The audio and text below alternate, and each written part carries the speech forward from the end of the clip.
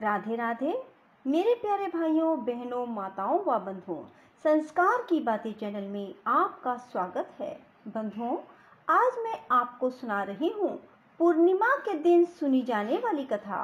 बंधुओं, जो मनुष्य भी पूर्णिमा के दिन सुनी जाने वाली इस कथा को सुनते हैं, उनके सभी मनोरथ शीघ्र पूरे हो जाते हैं।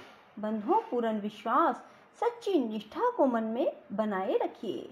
बंधुओं, यदि आपने हमारे YouTube चैनल संस्कार की बातें अब तक सब्सक्राइब नहीं किया तो जरूर करें और बेल आइकन दबाना ना भूलें, ताकि आपको हमारी आने वाली सभी वीडियोस की जानकारी सबसे पहले हो सके।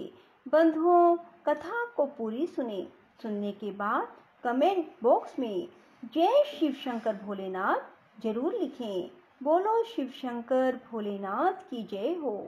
किसी नगर में चंद्रहास नाम का एक राजा था। उसकी पत्नी का नाम कृतिका था और वही नगर में एक ब्राह्मण और ब्राह्मणी रहते थे।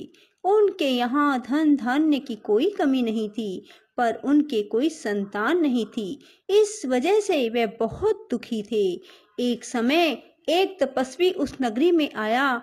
वह तपस्वी उस ब्राह्मण के घर को छोड़कर सभी घरों से लेकर भोजन करता, पर वह रूपवती से भिक्षा नहीं लेता था। एक दिन जब तपस्वी ने किसी अन्य घर से भिक्षा ली और गंगा के किनारे जाकर प्रेम पूर्वक खाने लगा, तब धनेश्वर ने तपस्वी के सभी कार्यों को करते देखा और अपनी भिक्षा के अनादर को देखकर धनेश्वर तपस्वी से जाकर बोले, आप सभी घरों की भिक्षा लेते हैं, पर मेरे घर से भिक्षा क्यों नहीं लेते? तब तपस्वी ने कहा, जो निसंतान हो उसके घर की भिक्षा बड़ी पापदायिनी मानी जाती है। पतितों का अन्न खाने से मनुष्य आप भी पतित हो जाता है। क्योंकि तुम निसंतान हो, इसलिए मैं तुम्हारे घर की भिक्षा नहीं ले सकता। धनेश्वर ने तपस्वी के पैर पकड़ लिए और बोला, मुझे आप पुत्र प्राप्ति का उपाय बताइए, मेरे इस दुख को खत्म करें। आप मेरे दुख को खत्म करने में समर्थ हैं। तब उसके द्वारा प्रार्थना करने पर तपस्वी कहने लगा, तुम चंडी की आराधना करो। और आकर उसने ब्राह्मणी को सारी बात बताई और खुद चंडी की तपस्या करने के लिए वन में चला गया। उसने चंडी की उपासना की, उपवास किया और 16वें दिन उसे चंडी ने दर्शन दिया और कहा कि तुम्हारे पुत्र होगा, पर वह 16 वर्ष का हो जाएगा तो मृत्यु को प्राप्त हो जाएगा। पर यदि तुम 32 पूर्णिमा का व्रत करोगे तो वह दीर्घायु प्राप्त करेगा। जितनी तुम्हारी समर्था हो उतने घी के दीपक बनाकर शिवलिंग के सामने जगाना, पर ऐसा 32 पूर्णिमा को ही करना। प्रातः काल होने पर इस स्थान पर तुम्हें एक आम का पेड़ दिखाई देगा। पेड़ पर चढ़कर एक आम तोड़ना और घर ले जाकर पत्नी को दे देना। अब वह स्वप्न से जागा और पत्नी को सारी बात बताई। स्नान करके पत्नी को खिलाना। प्रातः काल होने पर इस स्थान पर तुम्हें एक आम का पेड़ दिखाई देगा। पेड़ पर चढ़कर एक आम तोड़ना और घर ले जाकर पत्नी को सारी बात बताना और स्नान करके पत्नी को खिलाना। उसके संतान होगी। जब वह सवेरे उठा, उसने वहां एक आम के पेड़ को देखा और आम लगा देखा, पर वह आम तोड़ ना पाया क्योंकि आम बहुत ऊंचे लगा था। और गणेश जी से प्रार्थना करने लगा कि हे गणेश जी, मेरा कार्य सिद्ध करें और मैं अपना मनोरथ पूर्ण कर सकूं। गणेश जी की कृपा से धनेश्वर पेड़ पर चढ़ गया और उस फल को देखा। उसे महसूस हुआ कि ये तो वही वरदान वाला फल है, और उसने तोड़ा और पेड़ से नीचे उतर आया और फिर घर जाकर उसने अपनी पत्नी को दिया। 9वें महीने उसके पुत्र पैदा हुआ और पुत्र बहुत ही सुंदर और सुशील था। उसकी माता पिता ने 32 पूर्णमासी का व्रत करना शुरू कर दिया। 16वां वर्ष लगते ही माता पिता को चिंता होने लगी कि कहीं 16 वर्ष होने पर बेटे की मृत्यु तो नहीं हो जाएगी। इसलिए उन्होंने अपने मन में विचार किया कि ये घटना अगर उनके सामने घटित हुई तो क्या होगा। उन्होंने उस बच्चे के मामा को बुलवाया और कहा कि हमारी इच्छा है कि देवी दास को तुम 1 वर्ष के लिए काशी में ले जाकर विद्या ग्रहण करवाओ। उसे अकेला बिल्कुल नहीं छोड़ना, तुम सदा उसके साथ रहना।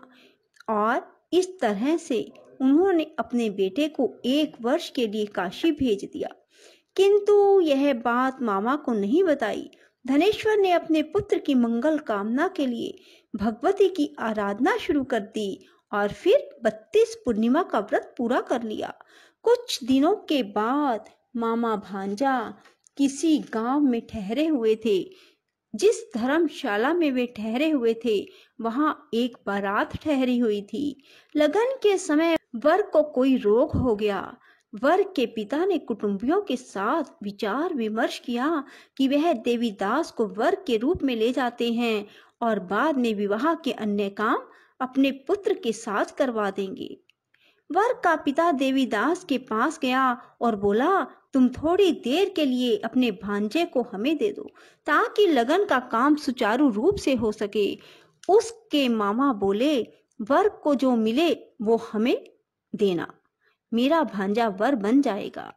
और वे मान गए और देवीदास को वर बनने के लिए भेज दिया। विवाह कार्य विधि पूर्वक संपन्न हो गया। पत्नी के साथ भोजन ना किया और पत्नी ने देखा कि उसकी पति की आंखों में आंसू है। वह बोली, आप उदास क्यों हैं? लड़के ने सारी बात बताई। उस कन्या ने कहा, ऐसा कैसे हो सकता है? अग्नि के सामने मैंने आपको पति बनाया है। देवीदास ने कहा, ऐसा मत कहिए, मेरी आयु बहुत छोटी है, मेरी मृत्यु के बाद तुम्हारा क्या होगा? पत्नी बोली, जो होगा सो देखा जाएगा। दोनों ने साथ में भोजन किया और सो गए। देवीदास ने जाने से पहले अपनी पत्नी को 3 नगों से जड़ी अंगूठी दी और एक रुमाल दिया और कहा कि इसे मेरा संकेत समझकर स्थिर चित्त हो जाओ। मेरा जन्म मरण जानने के लिए एक पुष्प वाटिका लगाओ और वहां नव मल्लिका लगाओ और उसे जल से सिंचित करती रहो। जिस दिन ये सूख जाए समझ लेना मेरे प्राणों का अंत हो गया, अर्थात मेरे प्राण निकल गए। जब ये फिर से हरे भरे हो जाएं तो समझ लेना मैं जीवित हो गया हूँ और इसे मेरा संकेत समझना। प्रातः काल होते ही विवाह कार्य संपन्न हुए तो कन्या ने अपने पिता से कहा, यह मेरा पति नहीं है, मेरा पति वही है जिसका रात्रि में मेरे साथ विवाह हुआ था। यदि यह मेरा पति है तो मुझे बताए कि रात्रि में हमारी क्या बातें हुई थी, इसने मुझे क्या दिया। ये बातें सुनकर वर कहता, मैं कुछ नहीं जानता। वह लज्जित होकर वहां से चला गया और बारात भी वापस लौट गई।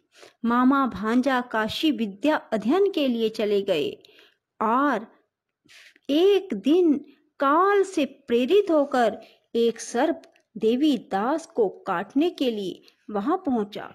जहर की ज्वाला से सारे स्थान जहरीला हो गया। पूर्णिमा व्रत की कृपा से सांप उसे काट ना पाया। काल वहां आया, उसके शरीर से उसके प्राणों को निकालने की कोशिश करने लगा और वह मूर्छित हो गया। भगवान शिव पार्वती भी वहां आए। उसे मूर्छित दशा में देखकर माता पार्वती ने शिव जी से कहा, इसकी माता ने 32 पूर्णिमा का व्रत किया था, इसे प्राण दें। भक्त वत्सल भगवान ने उसे प्राण दान दिए। व्रत के प्रभाव से काल को भी पीछे हटना पड़ा। उसकी स्त्री उसकी प्रतीक्षा करती थी। उसने देखा कि पुष्प वाटिका में कुछ भी ना रहा और साथ ही देखा कि सब हरा भरा हो गया। ऐसा देखकर मैं बहुत हर्षित हुई और अपने पिता से बोली, पिताजी मेरे पति ठीक हैं, उन्हें ढूंढिए। उधर मामा भांजा भी 16वां वर्ष पूरा होने पर काशी से वापस चल पड़े और कन्या के घर पहुंच गए। कन्या ने अपने वर को पहचान लिया। धनेश्वर 32 पूर्णिमाओं के व्रत करने से पुत्रवान हो गया और जो भी स्त्री इस व्रत को करती हैं वह कभी विधवा नहीं होती, सौभाग्यवती रहती है। यह व्रत पुत्र पौत्रों को देने वाला और सभी मनोकामनाओं को पूर्ण करने वाला है। भगवान शिव की कृपा से 32 व्रत करने वालों की हर इच्छा पूरी हो जाती है। बोलो शिव शंकर भोलेनाथ की जय। राधे राधे, जय श्री कृष्णा। बंधुओं, यदि आपको हमारी वीडियो पसंद आए तो इसे लाइक करें और शेयर भी जरूर करें। धन्यवाद।